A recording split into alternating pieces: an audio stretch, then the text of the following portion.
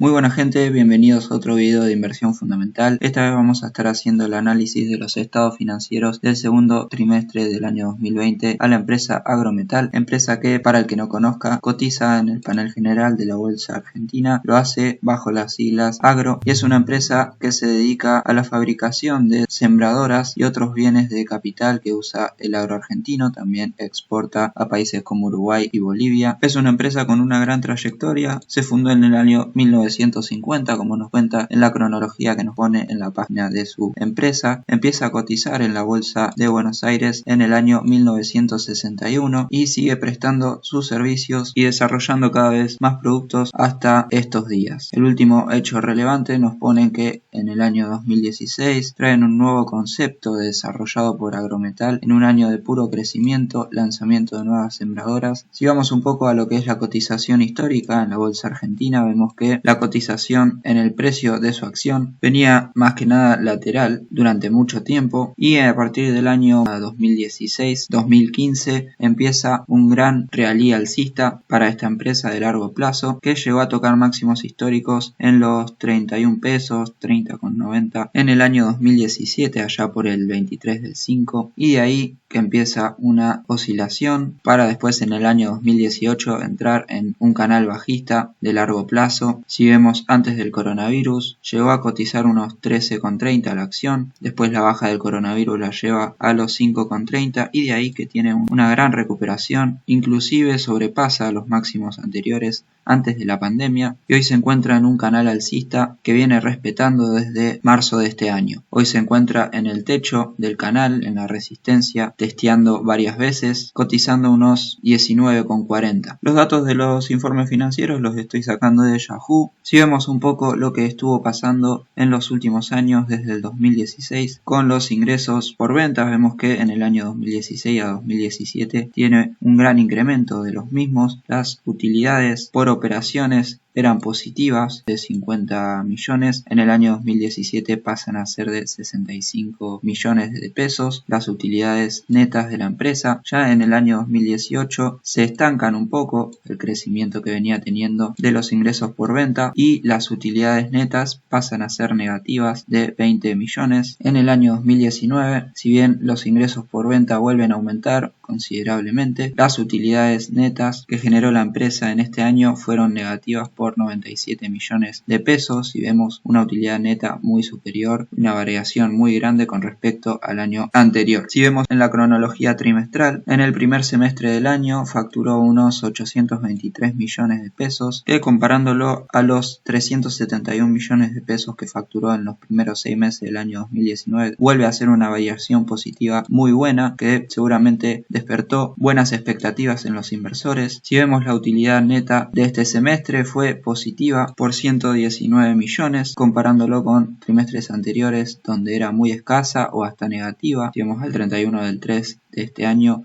venía siendo negativa y comparándolo con los primeros 6 meses del año 2019 que era una utilidad neta negativa por 30 millones, el dato del último informe es muy bueno para la empresa. Si vamos a los cálculos de los ratios, calculando la liquidez, vemos que en el año 2018 tenía una liquidez de 1,54, baja en el año 2019 a 1,31, en los primeros 6 meses de este año es de 1,22, comparándolo al 1,28 del año 2019. Es una variación algo negativa, pero sigue siendo una buena liquidez para la empresa, inclusive la liquidez ácida en la que a la cuenta le sacamos el inventario por considerarlo lo menos líquido. En el año 2018 tenía una liquidez ácida por encima de 1. En el año 2019 una liquidez ácida por debajo de 1 de 0,87. En los primeros 6 meses de este año con el último informe tiene una liquidez ácida por encima de 1, prácticamente 1, muy superior a la que tenía en los primeros 6 meses del año pasado, que era de 0,79, lo cual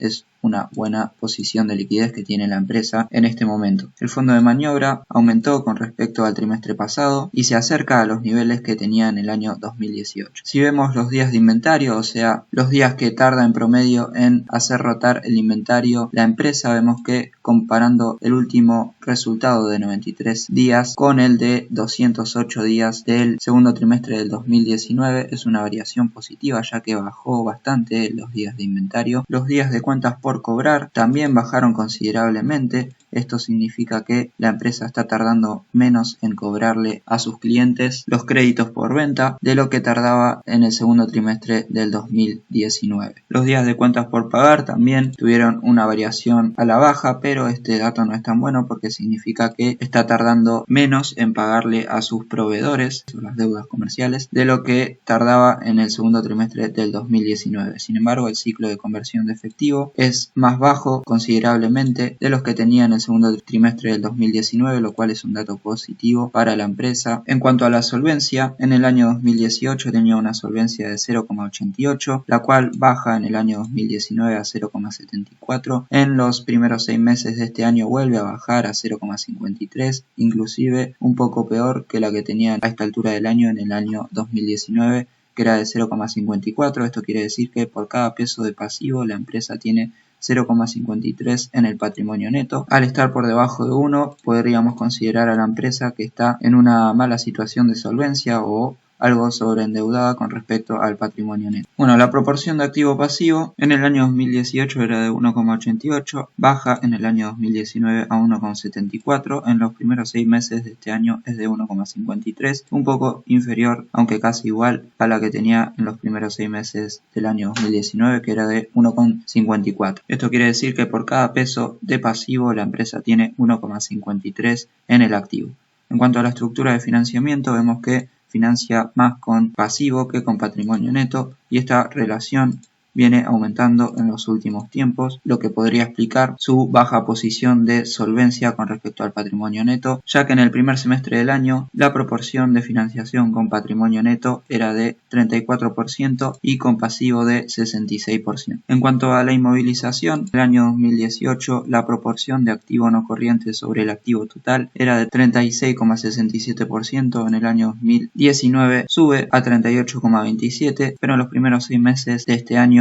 la inmovilización es de 29,97, bastante inferior a la de 35,38 que tenía en los primeros 6 meses del año pasado. Si vemos si logra financiar este activo no corriente con patrimonio neto y deudas de largo plazo, vemos que sí. En el año 2018 el resultado era de 1,61, en el año 2019 de 1,38, sube en los primeros 6 meses de este año a 1,42, superior a los que tenía en los primeros 6 meses del año pasado de 1,39, lo cual es una variación positiva para este semestre. En cuanto a los márgenes, vemos que la empresa presentó muy buenos márgenes en los primeros 6 meses de este año, aún con pandemia y todo, comparándolos a los que tuvo en los primeros 6 meses del año pasado. Los márgenes de los primeros 6 meses del 2020 fueron muy positivos. El margen bruto para los primeros 6 meses de este año fue de 42,91%, comparándolo a los que tuvo del 22,74% en el primer semestre del año pasado. Es una variación muy positiva. Lo mismo pasa con el margen operativo del 34,83%, muy buen margen operativo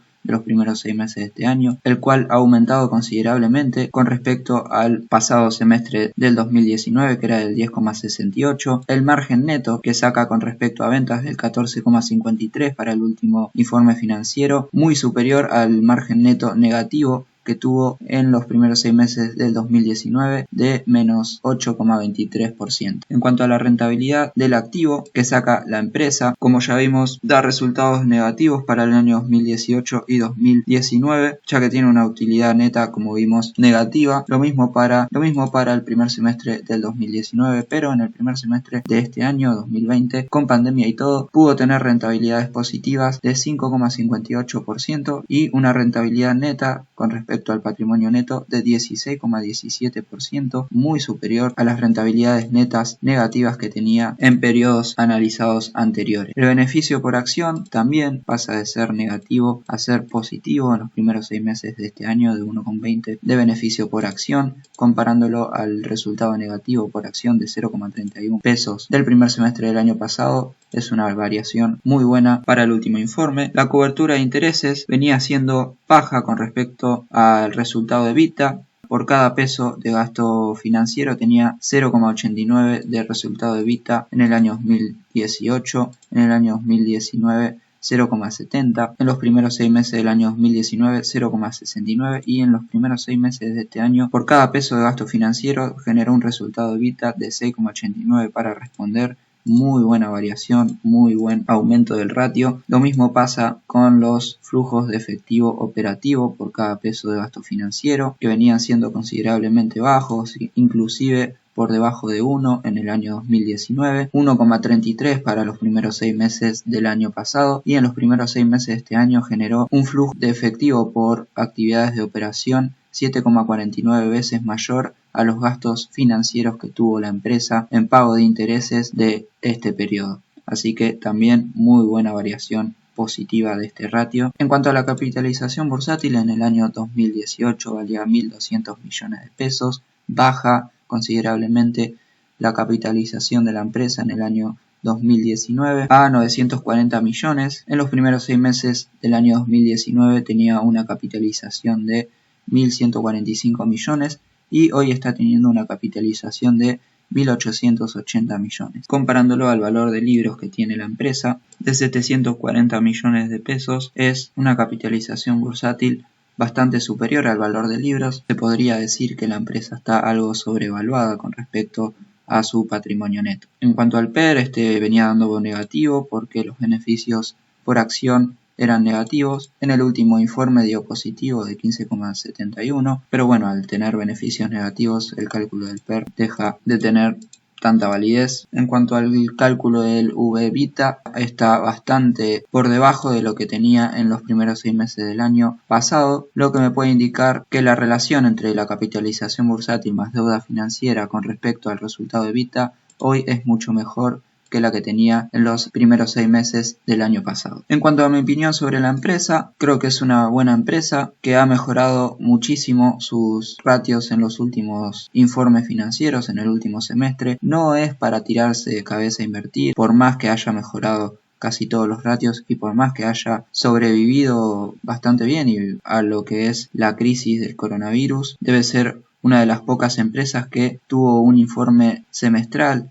del 2020 mejor a lo que tuvo en el año 2019 a pesar de la pandemia y todo. Habría que esperar o estar atentos a posibles noticias que salgan sobre esta empresa. Su posición de solvencia me llama mucho la atención, está bastante sobreendeudada con respecto a patrimonio neto. Si bien los ratios de cobertura con respecto a EBITDA y a flujo de efectivo son buenos porque está pudiendo pagar los gastos derivados de la deuda que tiene con el resultado de EBITDA y el flujo de efectivo. Yo en este momento quizás esperaría una posible corrección ya que el precio está testeando la resistencia del canal superior y tiene bastante para bajar y venir a testear el soporte del canal inferior alcista. En caso de que en los próximos días el precio de la acción rompa el canal al alza, podríamos estar pensando de que se forma un nuevo canal alcista por encima del actual, pero por eso digo que hoy, 1 de septiembre del año 2020, yo no me metería en el papel, esperaría a ver si respeta el canal y corrige hacia abajo en los próximos días, semanas, habría que estar a la expectativa. La empresa tiene bastante para subir, ha mejorado muchísimo sus balances, si comparamos con máximos históricos, tiene para subir un 63% de largo plazo. No dudo que pueda alcanzar máximos históricos en el largo plazo si mantiene estos ratios y estos balances muy buenos que tuvo en el primer semestre del 2020, así que es una buena empresa para estar atentos y meterse cuando sea el momento indicado. En cuanto al contexto económico mundial, se espera una apreciación de los commodities, lo cual puede favorecer considerablemente al campo. Una posible devaluación del peso también podría favorecer a las exportaciones del agro argentino y ya sabemos que si se beneficia el agro podría empezar a demandar más productos de capital, más maquinarias de la empresa Agrometal, por eso es una buena empresa para invertir en caso de que se tengan expectativas sobre el agro argentino. Y bueno, sin nada más para decir, este fue mi análisis, estas fueron mis conclusiones, espero que les haya servido, que les guste, pueden dejar un me gusta, suscribirse al canal, seguirme en la página de Instagram. Un saludo y hasta la próxima.